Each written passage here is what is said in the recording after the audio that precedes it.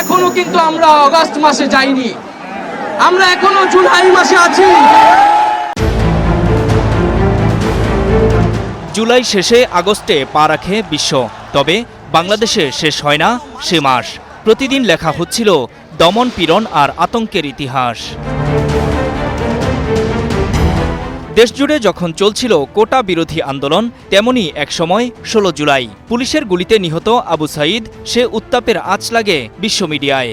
Student protests in Bangladesh have turned violent, with at least 6 people killed. আন্দোলন রুখতে না পেরে শিক্ষা প্রতিষ্ঠান বন্ধ করে সরকার, সে খবর দেয় Deutsche Welle. Bangladesh, where the government has shut down all public and private universities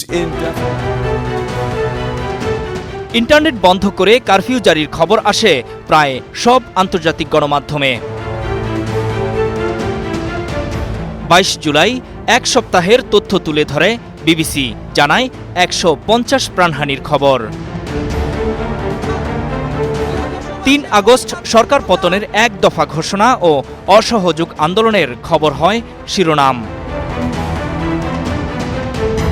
4 August আবারও ইন্টারনেট বন্ধ, কারফিউ, গুলি। ঢাকা তখন বিশ্ব মিডিয়ার কাছে বড় ঘটনা। এরপর 5 আগস্ট আসে সরকার পতনের খবর।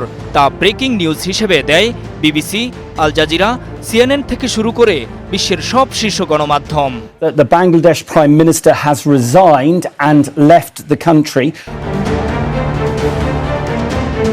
ভারতের এনডিটিভির শিরোনামে ছিল শেখ হাসিনার সরকারি বাসভবন তছনছের খবর। পাকিস্তানের প্রভাবশালী গণমাধ্যম ডন লেখে, হাসিনাকে উৎখাত করেছে বাংলাদেশ।